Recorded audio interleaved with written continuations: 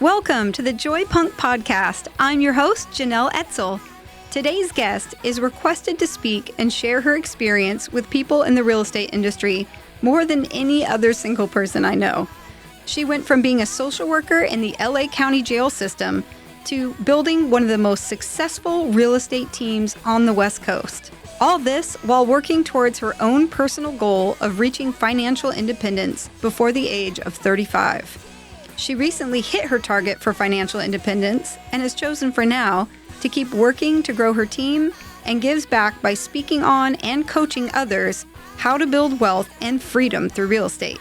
It's an honor to work with her and have her here today for this important conversation on not just real estate, but on claiming our authentic selves, empowering women around money, and how we must face our own limiting beliefs to realize our dreams.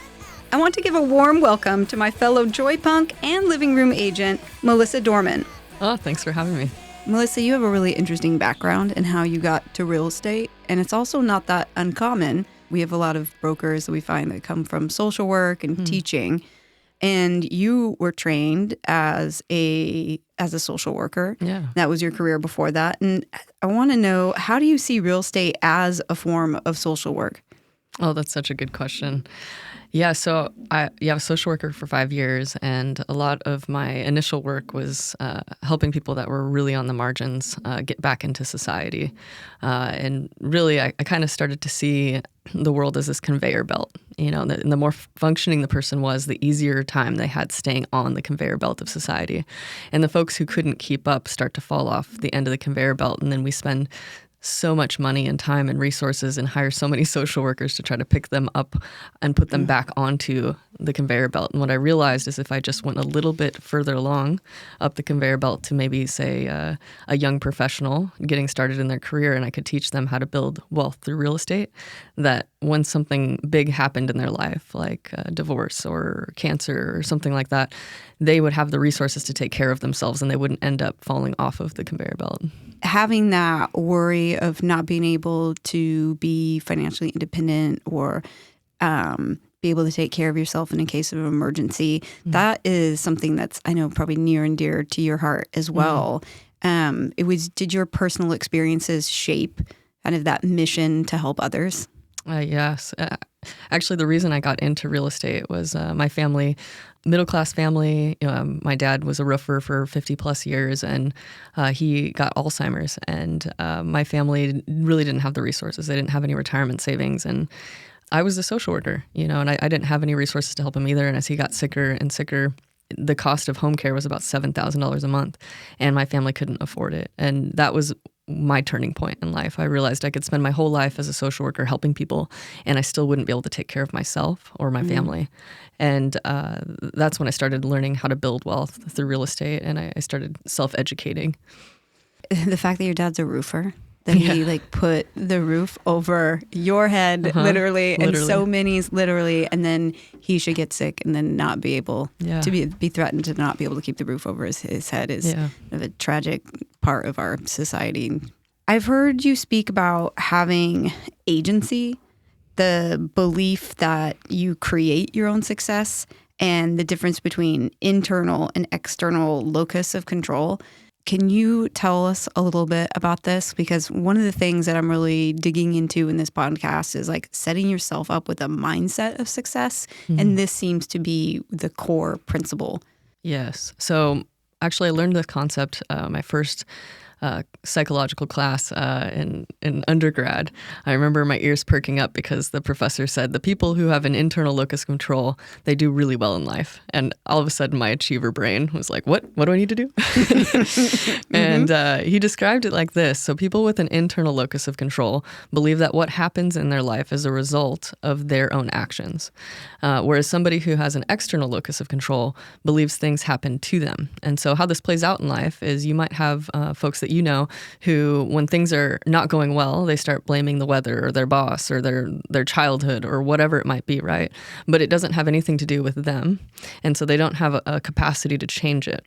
But folks... that would just be in the case of you watching what's happening with your dad. Yeah. You're like, wait a minute. Yeah. I'm going to find a way I can control this and make sure this doesn't happen to me or my family again. Absolutely. So I have a really strong internal locus of control, in part because I've consciously chosen that path. When things happen in my life, instead of choosing to see it as something that I can't control and I have no undertaking in, I actually see it as what was my role and how do I participate in this? And so watching what happened with my family, while I wasn't there to help them save for decades and decades for retirement, I showed up on the scene and realized that I could change my own trajectory. And so having an internal locus of control is a constant belief system that you are the main agent of change in your life and that you are the primary person who paints the reality that you see each day.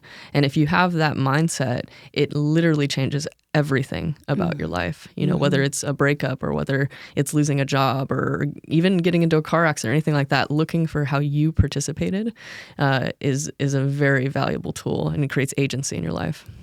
I have a friend who's very successful, and he always reminds me when I'm, might be complaining about something. He's like, wow, I wonder why this is happening for you. Yes. What is the opportunity here? Yes. It's like, oh. I absolutely agree. Because the reality is it doesn't really matter if it's true or not. It's how you interact with your life and whether you're motivated to do something or not. So true. I think I've been called Pollyanna before. And it's like, well, but it helps me get going. Yeah. It helps me keep going. Yeah. How else do you think for that internal locus of control shows up for people in success? Like how, in relationships or interpersonal dynamics or work, do you see that at play? Yeah. So I think a lot about interpersonal relationships and how so there's kind of two types of people. There's an internalizer, is somebody who is reflective about every conversation. What was my role in this? What did I say? How did I say it? How did I come across? That's an internalizer. It's somebody who has a high sense of agency. And then there's externalizers who kind of put all of the blame on the other person. Well, they didn't say it right. They didn't do it right. They need to come take care of me. Why didn't they save me? And it gets it's a very similar dynamic as internal and external locus of control. If you can learn to be an internalizer, somebody who processes and thinks about your interactions and tries to find ways to improve constantly, then you actually do benefit all of your relationships around you because you're more conscious in the way that you interact with people and you do get a sense of greater control in your life. I can see where this training is so helpful in a job as an entrepreneur where literally it's up to you. Yeah, it's literally up to you. Yeah.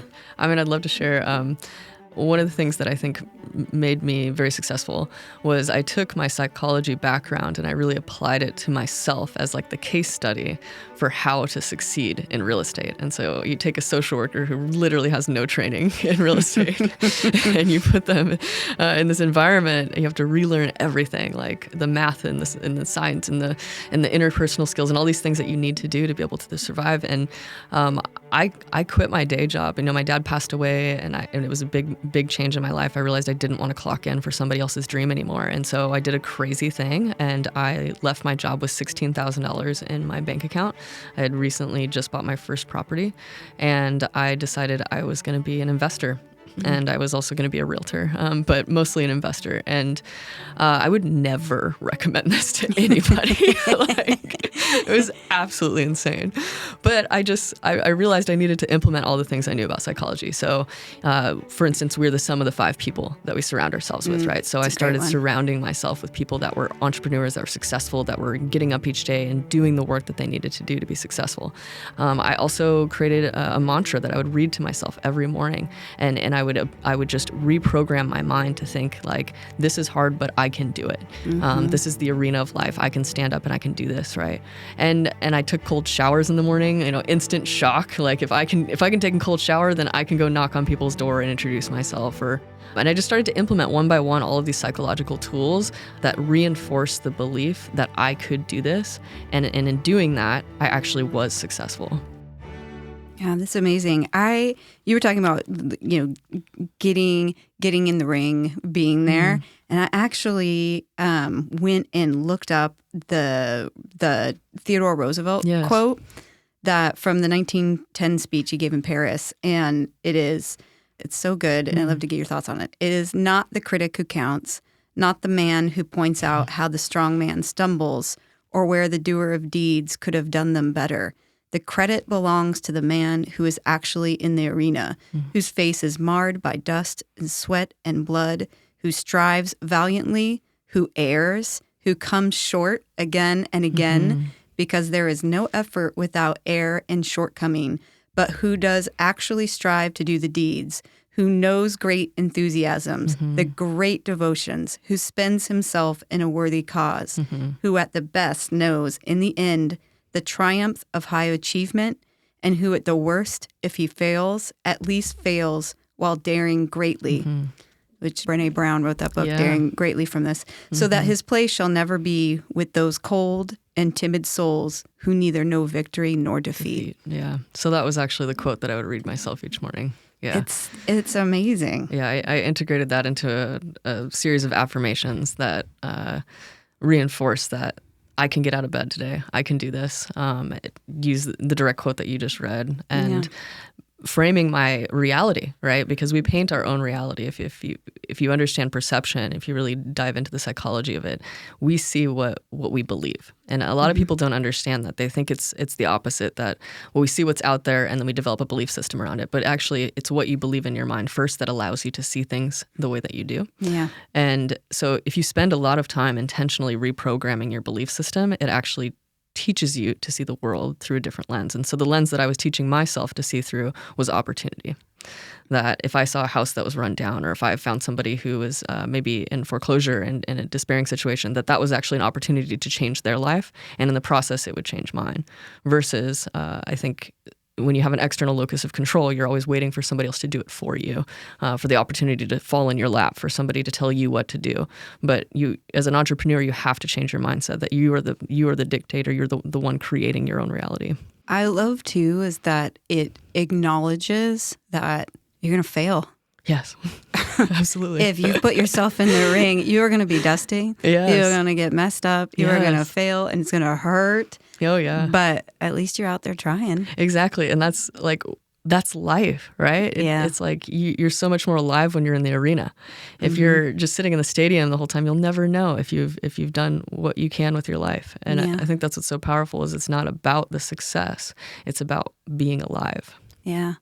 Well, there's going to be some new agents that are listening to this, and you're somewhat of a hero, mythical creature in the real estate industry. I don't know about that. And and there's folks. I think it's hard for folks to be like, but what was it like? Like, take us back to for those folks, like, what were the things, the building blocks to get where you got?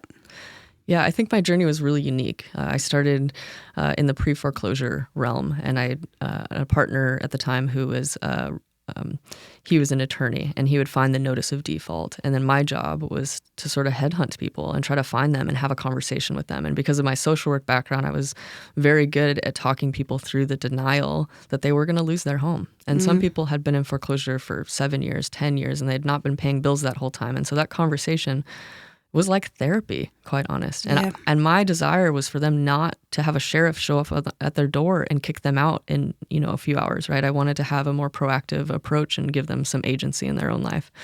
And so it was a brutal first year of real estate. Yeah.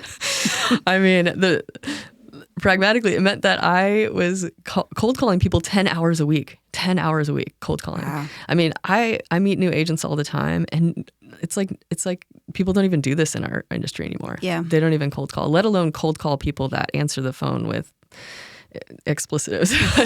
They don't want to talk to me. Yeah, because debt collectors and bill collectors have been calling them for years. Yeah, they think I'm that person. And to be able to take such a cold, icy call and shift it into a human conversation where I'm eventually sitting in their living room and laying out a series of options to change their life and help them move through something that's very difficult. And they're probably there for a lot of reasons that I can't solve for them, but I can solve this one piece, was very gratifying, but it built grit. And that grit, I mean, translating that level of this is how I make a deal happen to I just pick up Zillow calls. Yeah.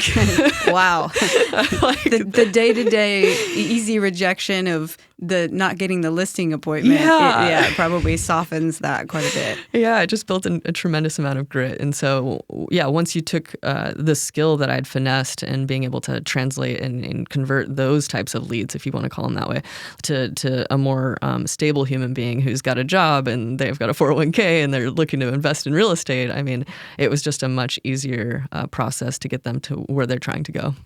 So that was a way for you really to build your pipeline too, as well. I mean, coming in for it's an unorthodox way to go, and for sure, talking to people in foreclosure. Yeah. How have you managed to transition that into a referral-based clientele?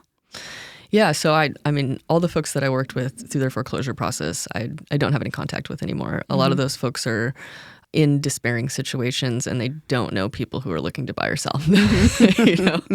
But and I was actually, I moved up to Portland in 2016, so I didn't have much of a sphere at all. And so a lot of my business really came through meeting people, whether it was dating apps or going to real estate events or just interacting with people at meetups or whatnot. It was 100% starting from scratch. And once I did an amazing job for people, it just became very quick that business started coming to me. And I would say that's how I built my business, was just doing a tremendous job, going above and beyond what people's expectations were. And you must be really leaning into the fact that, I mean, I would think if I were an investor, to find someone like you that really knows the process, what it's going to take, can tell people, let's talk about investment real estate a little bit, because I think there'll be people listening and they're like, oh, someone's told me I should get a rental. You start as cold as that. What is it to rent a house? And it's like, ooh, I do a lot of talking people out of that or talking them into it. But I know that you, like myself, are a student of Bob Kiyosaki's Rich Dad, Poor Dad. I am. Changed my life. Me too.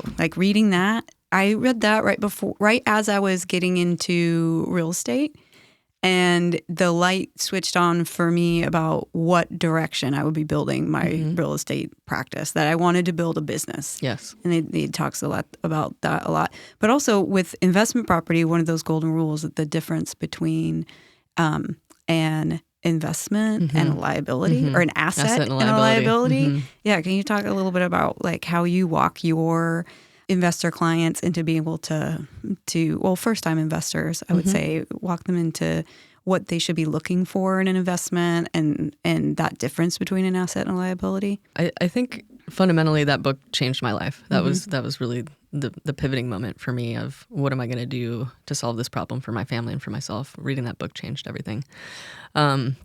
Even though it's a little grimy when you read it now because the language is outdated. And they did a follow-up book with Trump on the cover. Yeah, exactly. We don't have to go there, but yes. Just wipe the grime off as you're reading it. It takes a bit of work. But the concepts are powerful. I mean, just the difference between asset and liability. I think if everybody in America understood that fundamental difference, we would play our lives out very differently. So for me, what I did was I was very dedicated to that concept. If you want to have nice things, then your assets have to pay for them. And so I lived my life by that. And it has created tremendous results in my own life. And I think that is how I convert people as clients, right? They meet me, they're inspired by my story. Retiring, I basically retired in 5 years. I still work because I love what I do, but I don't need to work. Yeah. And using those principles is what I reflect back to them. You can buy a single family house, but my favorite thing to do is to talk somebody out of buying a single family house. What do you talk them into buying? I really try to convince people, consider a duplex, consider a triplex, consider a fourplex. Let's think about the mathematics here, right? You buy a single family house. That is every month a payment that you have to make. Where does that payment come from? Your job. What if you don't have a job? Yeah. Then you're in trouble, right? But let's say you have a duplex or a fourplex, right? And you move into one of those units. And let's say after a few years, the other units are paying for the entire asset, right? You lose your job, you're fine. you still have a home, right? So it's this financial security that it creates for people's lives. And I think a lot of people don't understand, if you start by buying a single family, it's actually quite hard to convince an underwriter that you're going to move into a multifamily. They don't believe that. And so it's a really wise decision to maybe start the first 2, 3, 4, whatever you can manage, because it is a lifestyle choice. But as many as you can, just live there for a year, buy the next one, live there for a year. It's a get rich slow equation, but it works fantastically, and it's very, very low risk because you have to live somewhere, right? Yeah, you have to live somewhere. And so why not live somewhere where the majority of your neighbors are paying your mortgage? Yeah, that's how I found my way into real estate. I was playing in a band, and I knew another woman who played music, a woman named Jen Augusta. And I was doing some tile setting on the side, and she's like, "Come, I'll give you beer. You can tile my kitchen." And she's really cute, so I showed up, and she's like, "Yeah, I bought this house." I'm like, "You own this place?" Yeah. She's like, "Yeah, I rent out 4 bedrooms, and I live downstairs for free, Yes. and so I can tour with my band." And I mean, the light bulbs for me immediately went off. Like, tell me more. You live for free, and like the freedom, especially at the time being also an artist and a musician. It's like, I have to do this. Oh, yeah. Yeah, to afford your lifestyle. Yeah. Right, as an artist. I think, too, a lot of people do this math really incorrectly. Like, they think, I have really cheap rent. You know, I'm only paying $800 a month, and I've been doing it for 4 years. Yeah. I remember having this conversation with my attorney, my divorce attorney. He's like, I have the greatest rent. I've only been paying $900 for 4 years. And I was like, oh, that's really interesting. So if you had bought something 4 years ago, what do you think it'd be worth now? He's like, oh, probably like 200,000 more. And I was like, huh, that sounds like really expensive rent. And it's like, this light bulb came on his head. It's like, oh my gosh, I never realized I just lost all that money. And I was like, yeah, you did. You know, like as soon as you can afford to get an asset, get an asset. Because let the real estate do all the work for you. You don't need to just clock in and clock out to build wealth. Like let the asset that you're living in be the thing that builds your wealth. Just sitting down, oftentimes just doing some of the simple math for folks is really enough. And I have to remind myself to do that, even with our own agents when we're talking here at the company, because it's like, you know, my favorite math to do is sitting and you look at the appreciation, like the leverage of money. Yes. So put $50,000 down, but it gets to act like $250,000 in the market. Yes. I put $50,000 in my investment account. It acts like $50,000. Exactly. It doesn't get bigger. Yeah, it doesn't get to act like 250 getting the appreciation. So that really simple equation is always like, ooh, that's exciting. How can I do more of that? Real estate gives people tremendous ability to leverage what they already have. Yeah, I love to help people. Like, there's often small portfolio loans. Like I think Banner Bank has one right now. You can put 5% down for a duplex or 10% down for a fourplex. And you think about that, it's like, okay, you put $100,000 down. Now you're controlling a $1 million asset, right? Yeah. And let's say we get like 5% appreciation. Well, you've gotten back $50,000 this year. Not to mention all the principal pay down, not to mention the rents that you collect, all that stuff. In the first year, you've made half of your money back. Yeah. You can't do that every day. No. And too, the downside being that like it is a hands-on investment. Absolutely. It's not something, you know, the plus of having the $50,000 and just giving it to your investor is that like you don't have to think about it. No toilets. Yeah, no toilets. No one's going to call you. No big unexpected expense. You know, the market can go up and down. But so it does take a little threshold for uncertainty, but but if you look at it as a job or you look at it as like what you're getting for the returns, that's amazing. Yeah, absolutely amazing. I tell people some of the easiest money I make each month is managing the 12 units I have in Portland. I maybe spend 5 hours on that a month, maybe, and it's so lucrative because it's a big part of my retirement income. Absolutely. I had a couple that I worked with, Emily and Wendy, and Wendy loved her investment property, and her wife didn't have as much tolerance for it. So she was calling their duplex the pooplex. The pooplex. Yeah, the pooplex. And I was like, the one thing will solve this. It's just like when you fight over who's going to clean, the toilet. It's like housekeeper.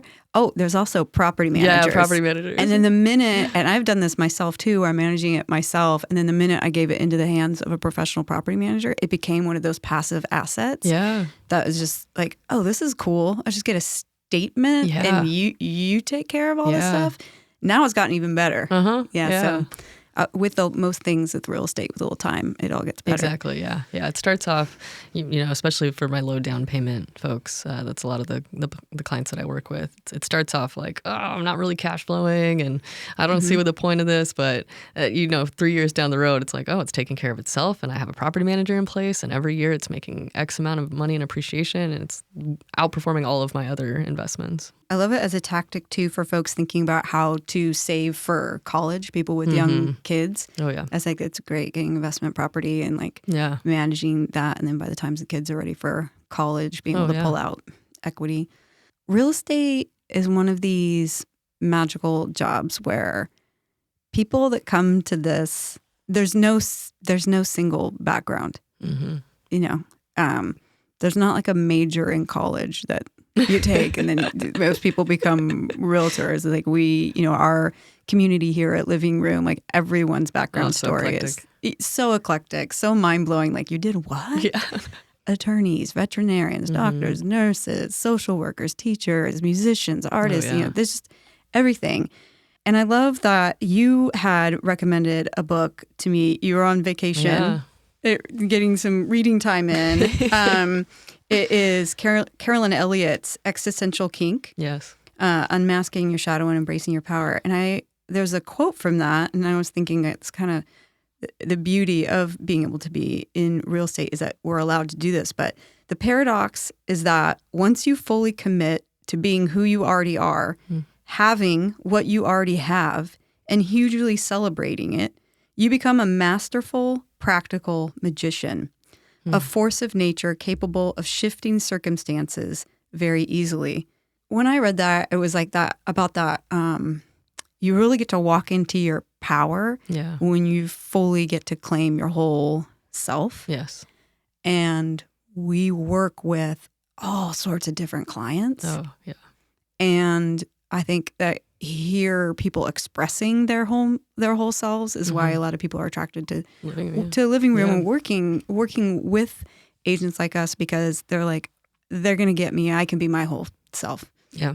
And you strike me as someone that, like, you show up and you're like in your skin, you're your whole self, you're bringing it all. And I wondered, like,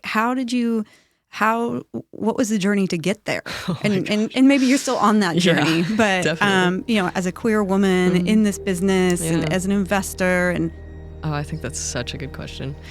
So I've been on this real journey probably the last 6-8 months of really learning who is my authentic self. And in that process, I've really discovered, to be frank, childhood trauma causes us to split from ourselves, right? And so one of my childhood traumas was that I grew up in a really Christian conservative environment, which said that I shouldn't exist, right? I shouldn't be gay. And that causes a kid to try to figure out how to be somebody else that is worthy of love, because the person that they are is not worthy of love. And so I went on this grand journey, just fantastical journey of being what other people wanted me to be, to the point where it actually caused me to become retired at age 35. Yeah. Like, it's been a grand journey. I'm not mad about it. But as I reached that retirement, I had finally this space to ask, well, who am I then if I'm not my successes? And it's been a powerful shift. And so one of the things I did last year is actually cut off all my hair. And I started dressing more masculine. And I started embracing who I was as young as I can remember, but who I wasn't allowed to be. And that transformation has changed my whole life.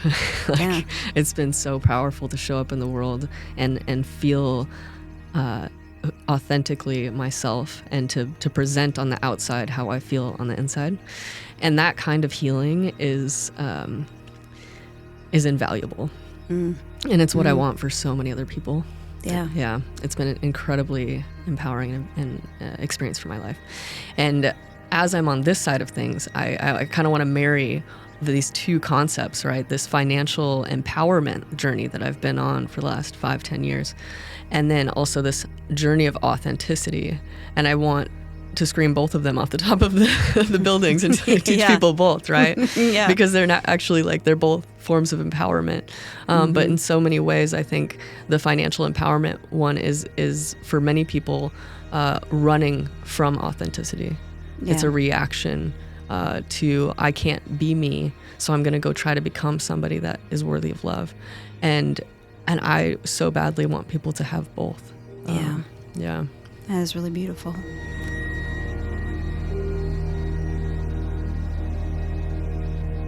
I can see where it comes up around finances for folks too, is that there's fear. Yes. Well, what if being me, what consequences might that have that could mean that I can't be as successful as I want? Like these limited thoughts, like, well, to have all the things I want, I can't get there being just me. Oh, I held that belief up until I cut my hair. I had this experience when I was coming out of undergrad where I was this feminist and I wanted to see what it was like if I cut my hair and rebelled against the system. And I took a 25% cut in tips. That's what happened there. Yeah. And it was a real learning lesson of like, feminism is a powerful tool for us, and patriarchy is real. Yeah. And I think after that point, I continued to code switch. You know, I didn't want to present on the outside world anything other than what would help me get what I was trying to get in the world. And being femme and dressing femme gave me a lot of privilege, and it helped me pass. Most of my clients didn't even know I was gay. And so that kind of power and privilege got me a long way. And it wasn't until I was reaching that financial independence number that I gave myself the permission. I finally said it was safe enough for me. You know, if people don't want to work with me because I look like this, well then, you know, they can go somewhere else. Versus before, I was just terrified to be myself. And on this side of things, I just wish I would have done it sooner. Yeah, I'm sure. But I can see where you have that experience. I mean, that's real-time feedback when your tips go immediately down 25%. It's your income. Yeah.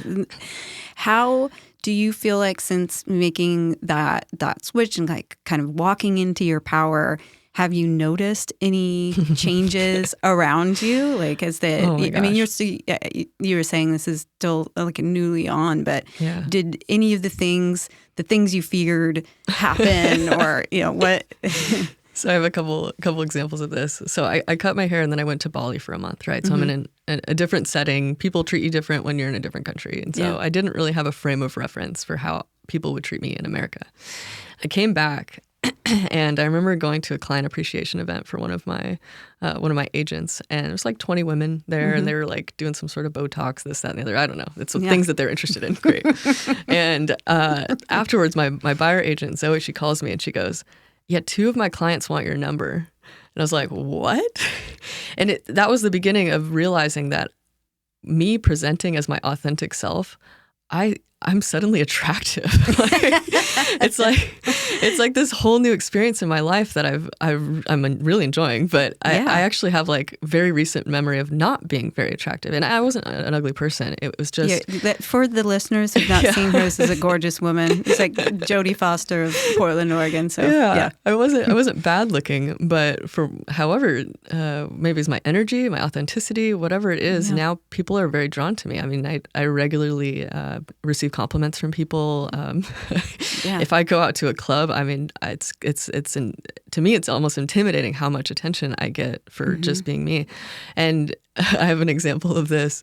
One of the things I really feared about cutting my hair was that I would go to public restrooms, and that people would think that I was looking at them, and like women would think that I was wanting to see them in a public restroom or something, some crazy notion that like, oh, this is where I go to pick up women.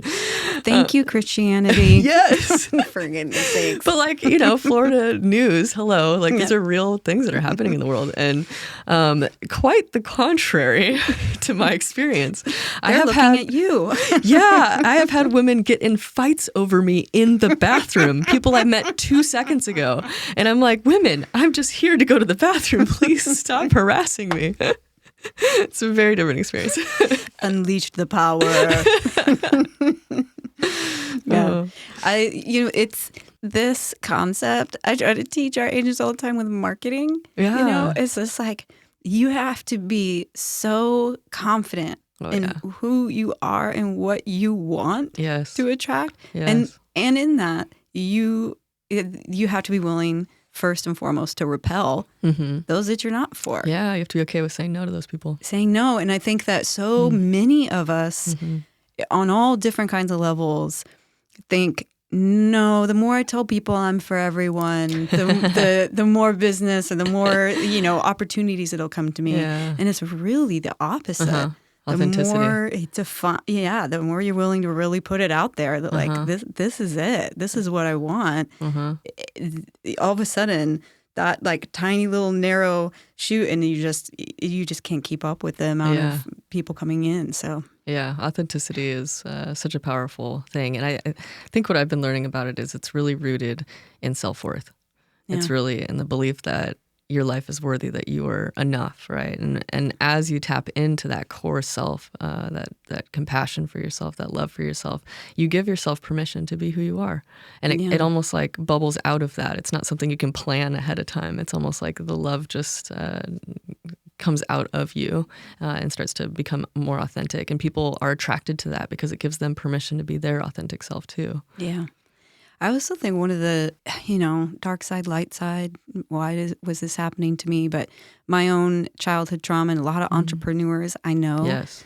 Man, so many successful entrepreneurs I know, and specifically successful entrepreneur women that have like nightmare stories or moms with mental illness or, like that seems really, really common.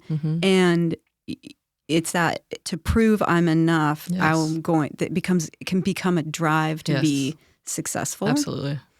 And then, like you were saying, then you get to that success and you're like, why do I still feel like this? Yeah. And then now that I have everything. Yeah. Uh-oh. Yeah. Uh-oh. And of course nothing more to chase. Uh-oh. Yeah. Now who am I? Yeah. Then you have to look at it. And like, that worked for a while. Yeah, that worked. That covered up all that shame and unworthiness for a while. But then now where am I? Maybe Home Depot has a special on paint or something. Like, what am I going to do? I think that's this journey. And I think I feel really lucky to be in the spot that I'm in, that I'm actually aware that that's driving the show. Yes, sometimes. Exactly. Yeah, I think trauma like that it's this bittersweet thing, right? So my mom's mentally ill. That was a big driver for my successes. And it took me a long time to recognize that because I had this sort of relationship with my mom where I felt very burdened by her and I just wanted her to be somebody else. She has borderline personality disorder.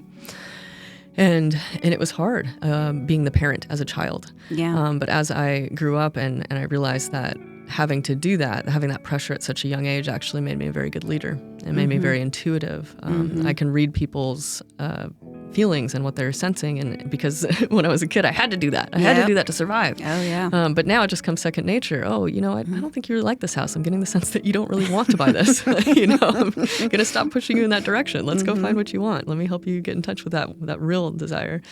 And I think so many entrepreneurs are coming from that background, like you said.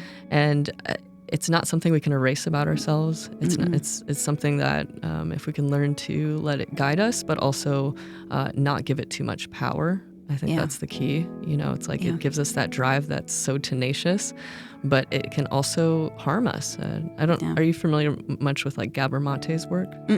So Gabor Mate, he's I believe a psychologist, but he does a lot of work on trauma. And what he's found is that many of the illnesses in our society, chronic illnesses, are really trauma-based. And I ascribe to that. I'm somebody who's been sick for 3.5 years, and that I still don't know what it is, but figuring it out. But I've been sick for this whole time, and at first it was this awful thing in my life, but it's actually become this companion to me, to realize that it caused me to slow down and to really look at these underlying traumas and to try to heal them because I was overworking myself, because I was having to prove myself in the world. And I think so many entrepreneurs, that's what we're doing, is we're trying to look in the external world for that validation. We just need to learn to give to ourselves.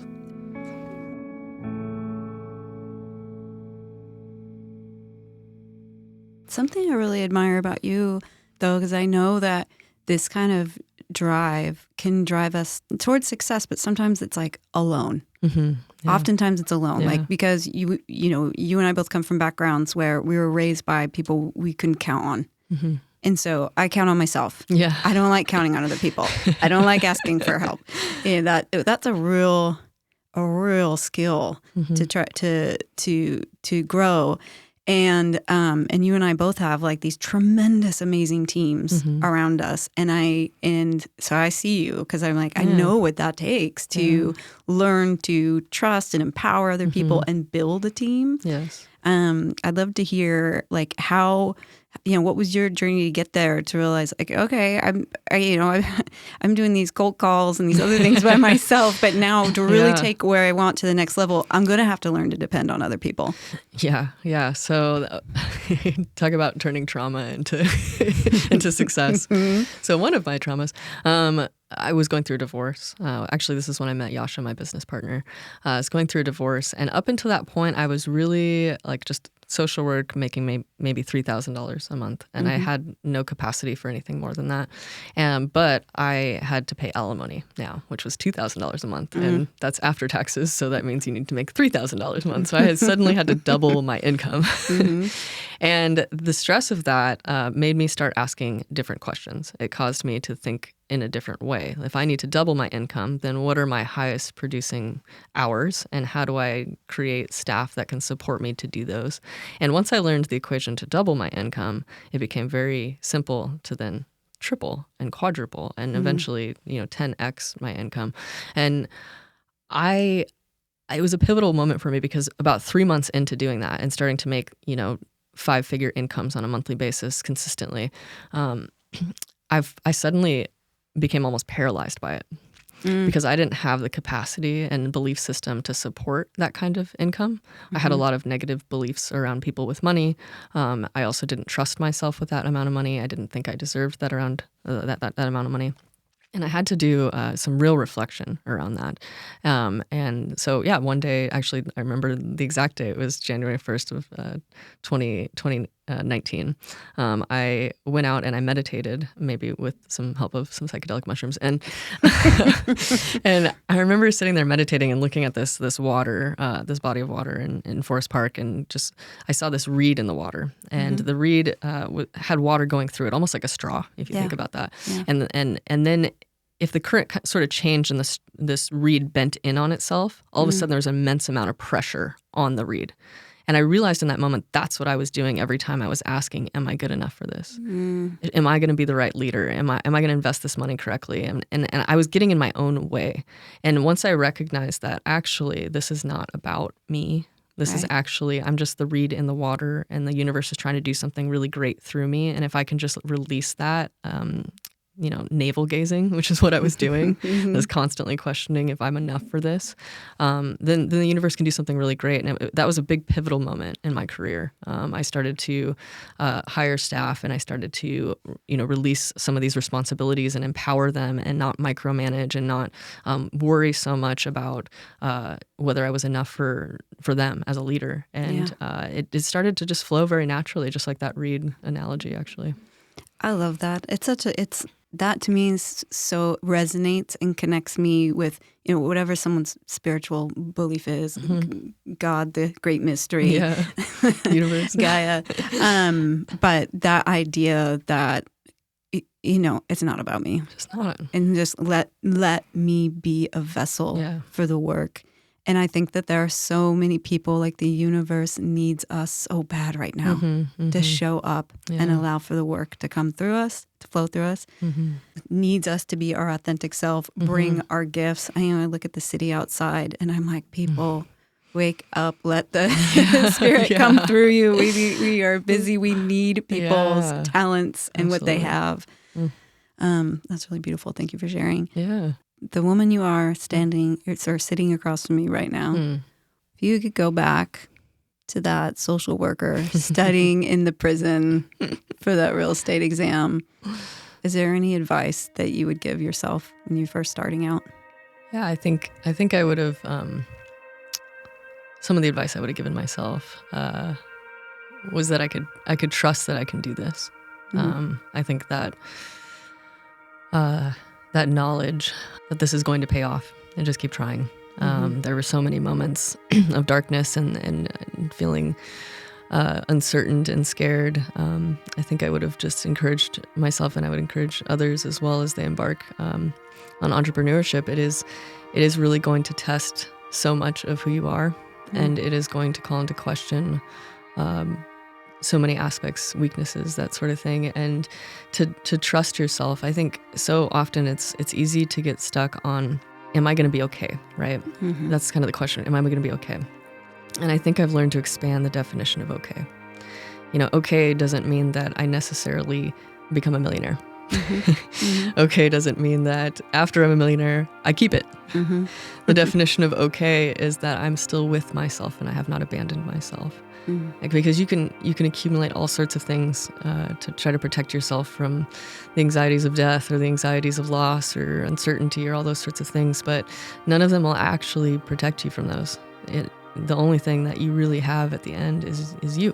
And so developing that relationship with yourself and trusting yourself and seeing everything else through the lens of it being a portal back to a greater loving relationship with yourself takes a lot of pressure off of all of it. And of course, strive. It's so fun. Life is fun. Go do big things, dream. Yeah. But remember that it's your preference that you become rich, not that you need to.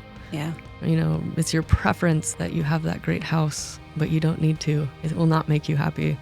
I think more and more that I accumulate, the more I realize that I don't need it. And that's not everybody's journey, but I think that would be the advice that I'd give people. That's great. Thank you so much. Thanks for sharing this time with me and coming and being willing to say yes. Yeah, absolutely. It's been my pleasure. Thanks again to Melissa Dorman for swinging by to talk to us today.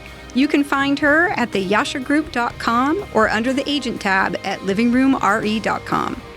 Join me next time where I'll be chatting with the consultant, business coach, and rebel entrepreneur, Rosemary Brenson, founder of the Department of Community and former owner of the Portland Garment Factory. We talk about how, as women, we both went from busting a baby to building an empire, how to grow your business with the things you love, and so much more.